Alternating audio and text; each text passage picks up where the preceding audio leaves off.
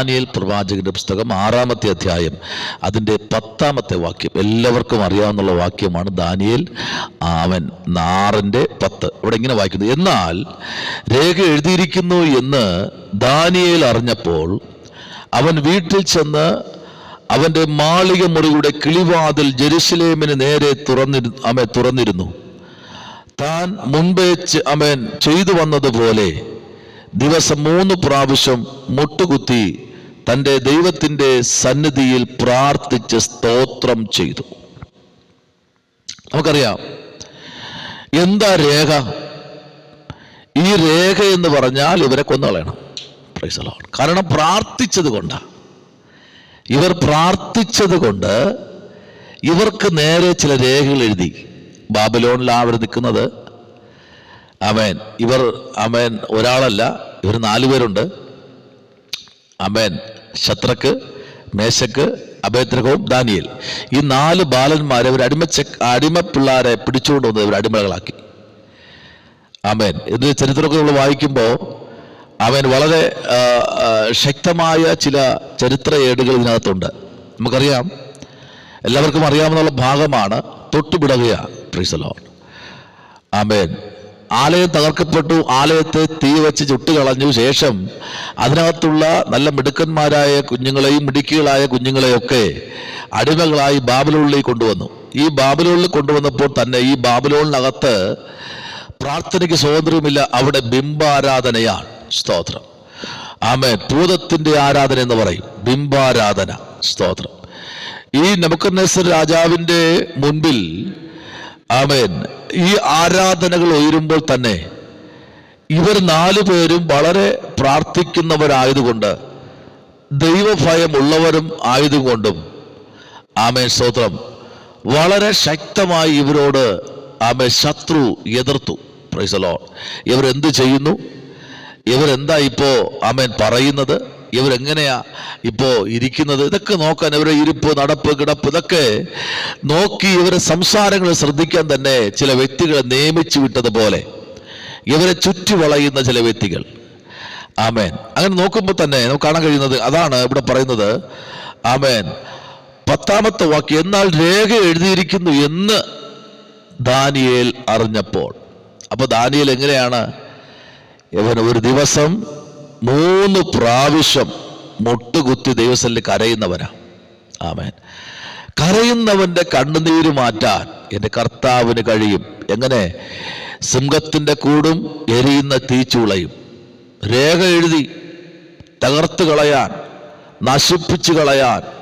ഇന്ന് പകൽ എന്നെ കേൾക്കുന്ന ദൈവമേ, നിനക്കെതിരെ എഴുതിയ രേഖകളെ കർത്താവ് മാറ്റാൻ പോകും. നിന്റെ പ്രാർത്ഥന മുൻപിൽ വരട്ടെ.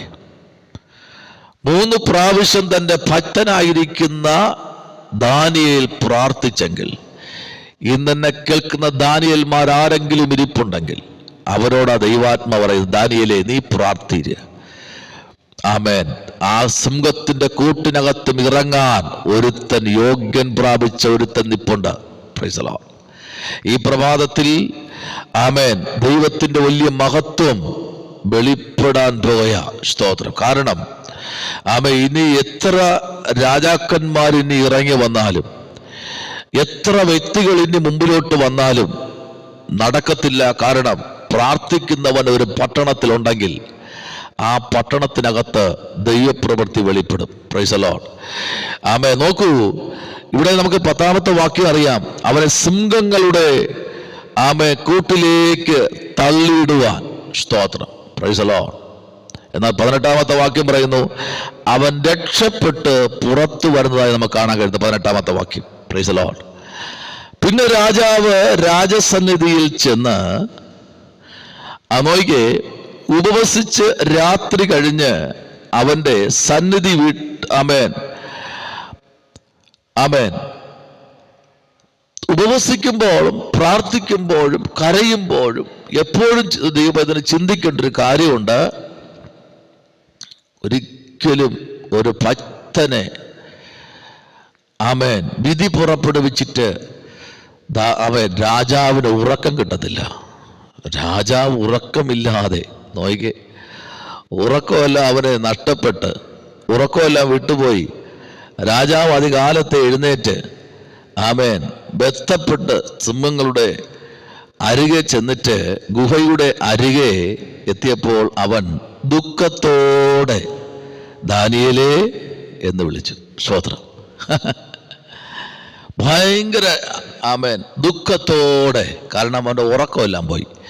ദൈവവൈതലെ, അഭിഷത്തിനും വിരോധമായി, പ്രാർത്ഥിക്കുന്നവന് വിരോധമായി ആരെങ്കിലും ബുദ്ധിമുട്ടുണ്ടാക്കിയാൽ അവരുടെ ഉറക്കവും പോകും, അവരുടെ ദർശനവും പോകും, അവരുടെ അഭിഷേകവും നഷ്ടപ്പെട്ട് ആമേൻ അവരുടെ ആമേൻ സ്തോത്രം ജീവിതത്തിലെ എല്ലാ ലൈഫിൻ്റെ എല്ലാ മേഖലയും ഒന്നൊന്നായി തകർന്നു വീഴുന്നത് നമുക്ക് കാണാൻ കഴിയും. കാരണം ആമേൻ ദൈവത്തിൻ്റെ അഭിഷക്തനായിരിക്കുന്ന ദാനിയേലിന് വിരോധമായ ഇവിടെ പരിപാടി ഉയർത്തുന്നത് ഒരിക്കലും ക്ഷമിച്ചു കൊടുക്കാൻ കഴിയാത്ത യഹോവയായ ദൈവം ദാനിയേലിൻ്റെ പ്രാർത്ഥനാ മുറിയിൽ മാത്രമല്ല ഇറങ്ങിയത്, ആ വിധി പുറപ്പെടുവിക്കുന്ന തൊട്ട് മുൻപേ ഞാനിങ്ങനെ വ്യാഖ്യാനിക്കുന്നു, ഇവർ ആമേൻ ഗൂഢാലോചന ചെയ്തവരെങ്ങനെ കൊല്ലാമെന്ന് ഗൂഢാലോചന ചെയ്ത സമയം മുതലേ കർത്താവ് ഇതെല്ലാം അറിയുന്നു. സ്തോത്രം.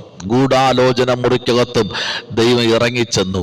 ഈ കൽപ്പന പുറപ്പെടുവിക്കും മുൻപും ദൈവം അവിടെ ഇറങ്ങിച്ചെന്നു. കൽപ്പന വിധി വന്നപ്പോഴും ദൈവം അവിടെ ഉണ്ടായിരുന്നു. അങ്ങനെയെങ്കിൽ ഞാൻ ഇന്ന് ഒരു ദൂത് കൈമാറാം. പരിശുദ്ധാത്മാവ് ഇങ്ങനെ പറയുന്നു, നിനക്കെതിരെ എവിടെയൊക്കെയോ ഗൂഢാലോചനകൾ നടക്കുന്നു, അവിടെയും എൻ്റെ കർത്താവ് ഇറങ്ങിച്ചെന്നിരിക്കുകയാ. ഗൂഢാലോചനകളെ പൊളിക്കുവാൻ, ഗൂഢാലോചനകളെ തകർക്കുവാൻ, പ്രാർത്ഥിക്കുന്നവനെ ഒരിക്കലും നശിപ്പിക്കാൻ കഴിയില്ല എന്ന തെളിവ സിംഹത്തിൻ്റെ കൂട്ടിനകത്തിട്ട ദാനിയേലിൻ്റെ കൂട്ടിൻ്റെ അരികിൽ ചെന്നിട്ട് വിളിക്കുന്ന വിളി കേട്ടോ, ദാനിയേലേ ഇന്ന് പകലിൽ നീ ഇങ്ങോട്ട് കയറി വന്നേ, നീയാടാ ദൈവത്തിൻ്റെ പൈതൽ. Praise the lord. ഹല്ലേലൂയ. ബന്ധപ്പെട്ടു പോയി വിളിക്കുക. ഗുഹയുടെ അരികെ എത്തിയപ്പോൾ അവൻ ദുഃഖത്തോടെ, കണ്ടോ, ആമേൻ സ്തോത്രം, ദാനിയേലേ എന്ന് വിളിച്ചു. രാജാവ് ദാനിയേലിനോട് സംസാരിച്ചു.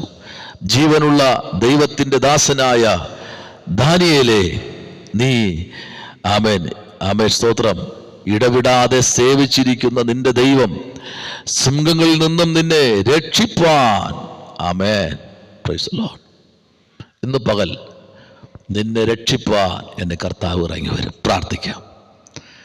ആമേൻ. രേഖകളെല്ലാം ഇന്ന് മാറട്ടെ. എല്ലാ രേഖകളും കെട്ടുകളും ഇന്ന് തൽക്കാലം അഴിയട്ടെ. ദൈവത്തിൻ്റെ പ്രവൃത്തി വെളിപ്പെടും. പ്രാർത്ഥിക്കാം. മഹാപരിശുദ്ധനായ ദൈവമേ, സ്വർഗ്ഗീയ നല്ല പിതാവേ, അനുഗ്രഹിക്കപ്പെട്ട നല്ല പകലിനായ സ്തോത്രം. ഈ ജൂലൈ മാസം ദൈവത്തിൻ്റെ വലിയ മഹത്വം വെളിപ്പെടുന്ന നിമിഷങ്ങളായി തീരട്ടെ. അത്ഭുതം ചെയ്യും യേശുവിൻ അൻപുള്ള നാമത്തിൽ തന്നെ. ആമേൻ, ആമേൻ, ആമേൻ, ആമേൻ.